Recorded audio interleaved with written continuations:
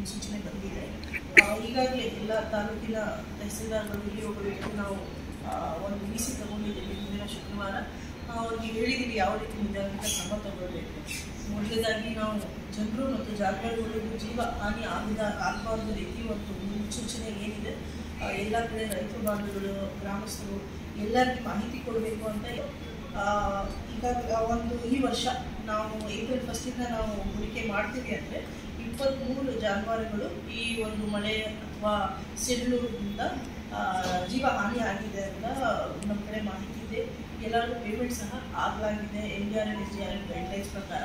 ಆದರೂ ನಾವು ಮುನ್ಸೂಚನೆ ಮತ್ತು ಯಾವ ರೀತಿ ಜಾಗೃತಿ ಮಾಡ್ತಾ ಇದ್ದೀವಿ ಅಂದರೆ ಜನರಿಗೂ ಆಗಲಿ ಜಾನುವಾರುಗಳಿಗೂ ಆಗಲಿ ಲಾಸೇ ಆಗಬಾರ್ದು. ಮುಂಜಾಗ್ರತೆಯಿಂದ ಸ್ಕೂಲಲ್ಲಿ ಯಾವ ರೀತಿ ಪ್ರಿಕಾಷನ್ ತಗೊಳ್ಬೇಕು, ಹೆಚ್ಚಿನ ಪ್ರಮಾಣದಲ್ಲಿ ಮಳೆ ಬಂದಾಗ ಯಾವ ರೀತಿ ಪ್ರಿಕಾಷನ್ ತಗೊಳ್ಬೇಕು ಅಂತ ಇವಾಗ ಹಿಂದಿನ ಒಂದು ತಿಂಗಳು ನಮ್ಮೆಲ್ಲರಿಗೂ ಗೊತ್ತಿದ್ದಾಗೆ ಹೀಟ್ ವೇವ್ ಇತ್ತು. ಹೀಟ್ ವೇವ್ ಬಗ್ಗೆ ನಾವು ಜಾಸ್ತಿ ಆದ್ಯತೆ ಕೊಟ್ಟು ಪ್ರಚಾರ ಮಾಡ್ತಾ ಇದ್ದೇವೆ.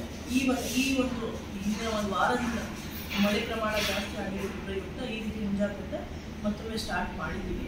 ನಮಗೆ ಗೊತ್ತಿರೋ ಹಾಗೆ ಮನೆಗೆ ಏನಾದರೂ ನಿಂತಿದೆ ಅಂದರೆ ನಾವು NDRF SDRF ಅಂತ ಕೊಡಬಹುದು. ಯಾವುದಾದ್ರೂ ಮನೆ ಡ್ಯಾಮೇಜಸ್ ಆಗಿದೆ ಅಂತ ಕೊಡಬಹುದು.